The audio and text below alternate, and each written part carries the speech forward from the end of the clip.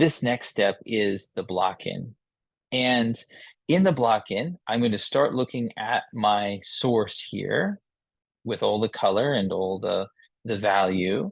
And I'm going to plug those colors into my design, right? So having your design in a place where you can see it and making sure that you stick with your design, you stay faithful to your design, unless there's something that is just clearly, your painting would be better if you made this change, right? And in cases like that, obviously I wouldn't say that it would be a good thing to not make your painting better, but definitely don't accidentally, mindlessly copy your photograph. Your photograph is it's just a tool like any other tool in creating a compelling painting. If you did a beautiful copy of this photograph, it would be a nice painting, but not as nice as it will be when we copy the design. So back to the palette, or no, let's go back to the painting one more time.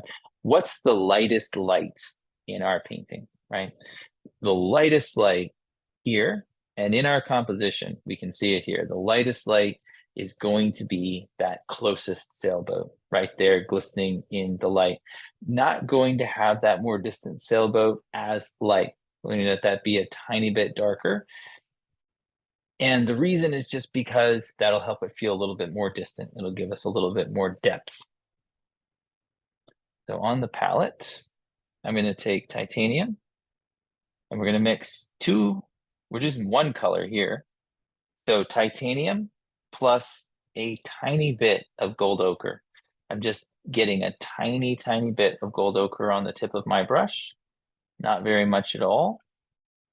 You can hardly see it. If I mix that, I'm basically just ever so slightly tinting that white, warm orange yellow, right? So let me take that stroke. This is a number 8 filbert. And this is going to go right in here, the lightest light. Now for the darkest dark. There is an accent right under here, right under that lightest light. If you look back at the black and white, there's a nice crisp dark. Our eye is not going to have any trouble going to that as our darkest dark or as the center of interest. But I think that we're going to find, well, there are lots of value number 2s here. There are going to be some accents in here, right in here, I think. But let's just start with this close value number 2. And that's the shadow of the shore there. I'm picking the one that's closer just so that if we push it a little bit darker, it'll make sense. Viridian, just viridian, and transparent red oxide. Just those 2. And balance together so that you get brown, right? You don't want it to look too brown, too orangey brown. You don't want it to look too green. Just want it to be just that sort of green brown color of mud here. Be down here. And let's put that in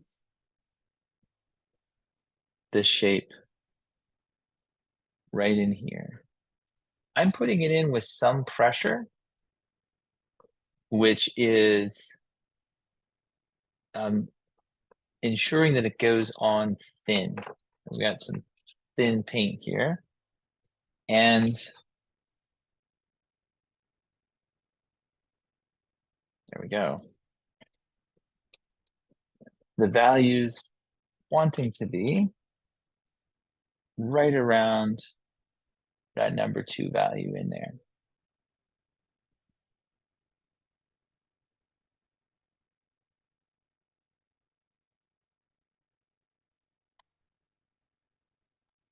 Are you concerned with the temperature now?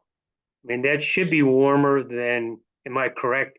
That should be warmer than your top trees. Yes, yes, absolutely. The it's also a shadow that's close by, and the top trees are are going to be sort of a more gray green. Okay, yep. All right. And that's where I'm going next, actually. The question now is just what's the easiest thing to see next? Remember that from the last demonstration? It just stays the same. What's the easiest thing to see next? Which one thing can I paint in and get right? And here I go. So those trees, big shape back there. Of course, we're gonna have to break it up a little bit. We can't leave it as just one huge flat shape. And even in the sketches, you can see that. But let's block it in that way. And what color should we use? How should we represent that? Uh, I recommend always just going for the average. So first of all, squint at it. You can see how dark that value is up there. But what one color can we use? Can we get away with just using one? And I feel like we can't quite. Do you see that split?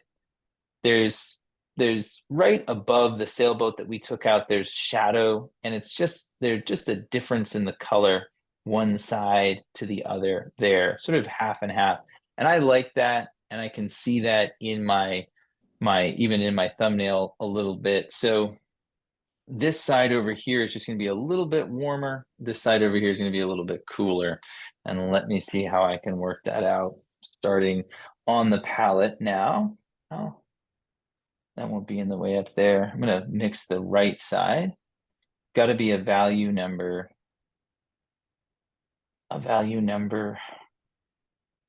2 about. So right in there. We're taking gold ochre and viridian.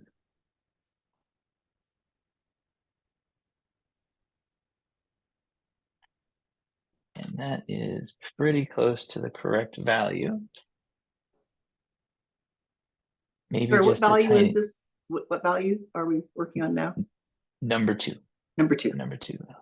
And I'm just going to put a touch of white in there and a little bit of that gold ochre to balance out that white. So it is gold ochre, viridian, and a tiny bit of white right now. Take that.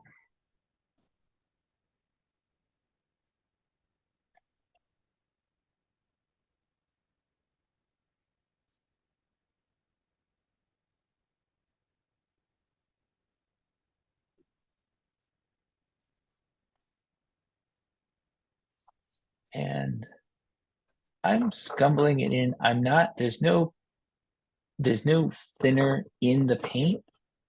There's mineral spirits, of course, on the panel, and that's helping me put it on thinly. But I'm just putting it on. I'm not really too concerned about anything other than keeping the texture fairly fairly simple and getting that value across, right? So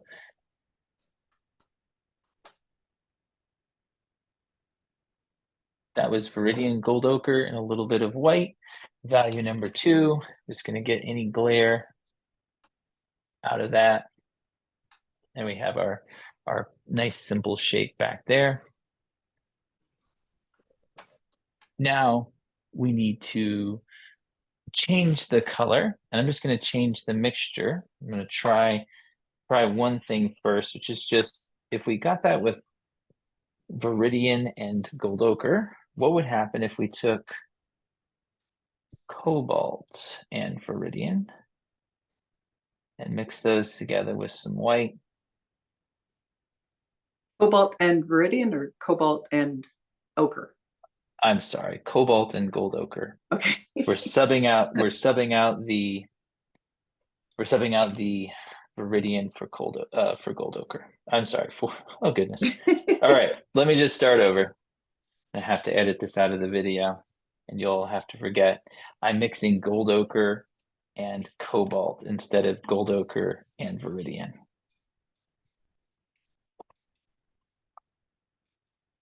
And that's going to give me a less green less yellow green and a more blue green, a little bit more distant, and I've got just enough white in there so that it keeps it the same value.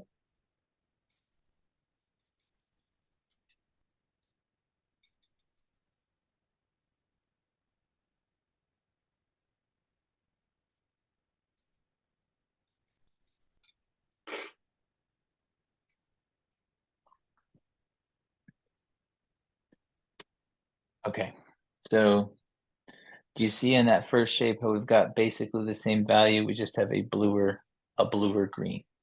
That's in keeping with what I wanted to accomplish in my thumbnail. A number 2 value all the way across, just being aware of the source enough to see that value change there. And once I get the glare out, this will help right away with the depth of the piece. There we go. So the value, if you squint at it, isn't really changing, but the temperature's changed from a yellow green to a blue green, and we get a little bit more depth. Okay. Now, what's the easiest thing to see next? The very easiest thing to see next. Just because we're here and the paint's still really wet, I'm going to take a paper towel and just dip it a little bit into mineral spirits and just erase these third lines. A little bit hard to cover in the sky. Tim, I have a question. Go ahead. What color harmony are we using?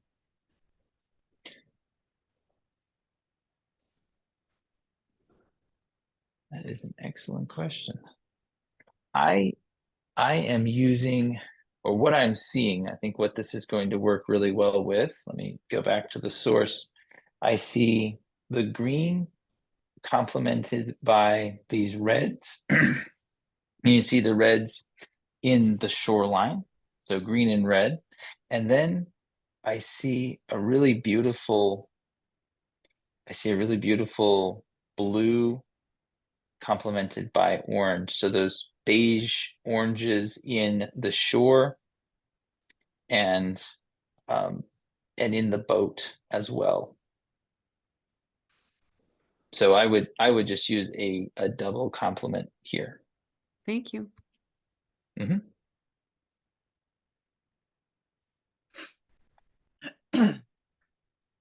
Okay, so I just removed the paint up in here, and now it's just going to be easier to paint over the value. Kind of a hazy day, so there's a blue-gray color in the sky. How to mix that blue-gray? I'm going to get a new brush. I've got this is a number 4 long flat, and I'm going to take ultramarine, just ultramarine, and transparent red oxide with enough white so that we get a gray blue. And drag that down here a little bit. Okay, the value that we're shooting for is a number 7.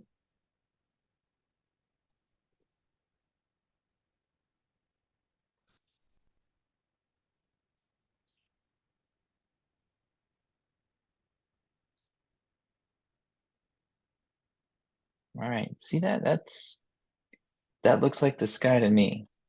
Sorry, Transparent red, was that a cobalt blue? ultramarine, and Ultramarine. transparent red oxide. Okay, thank you. Sorry about that. No problem. And the value we're looking for is right up here, number 7.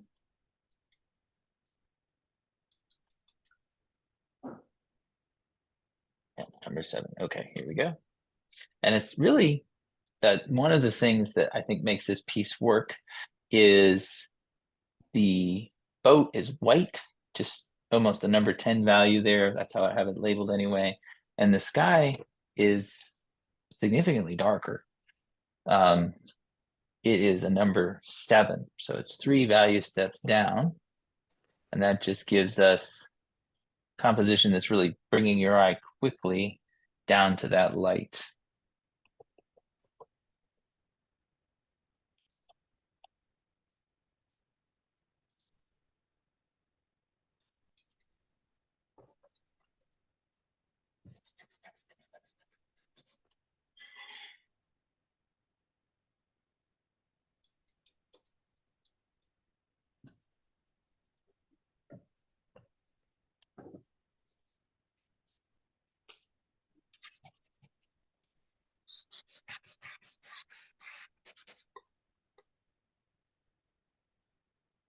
Get this back in here.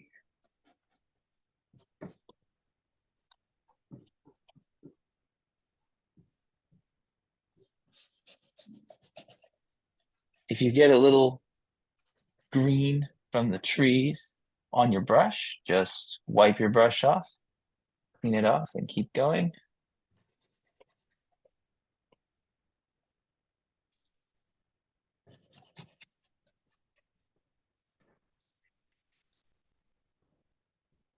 Okay, so there is the two shapes so far we needed in this painting. The question I'm asking is, what's the easiest thing to see next? That's how we're getting here. And put this shape across the way. I think that's going to be the easiest shape to see next.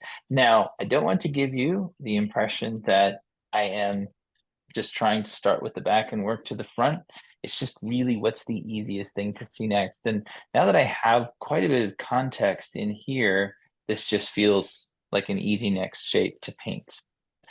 So how to mix that? This is going to be, it's a slightly, if you look at the source, it's going to be a little bit, it's in shadow, okay? So it's bluer, and I think that's going to be the right place to start. We just need to consider the fact that it's in shadow. If you squint, it's almost exactly the same value, and that's what I have in the study. So let's go ahead and mix ultramarine and gold ochre. Just these two together. Ultramarine and gold ochre.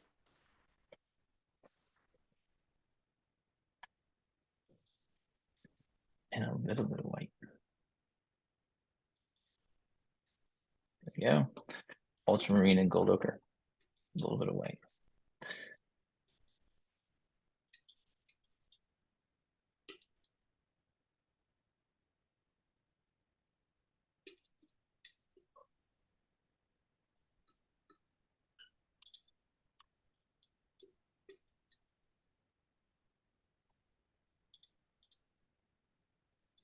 Tim, I have a question.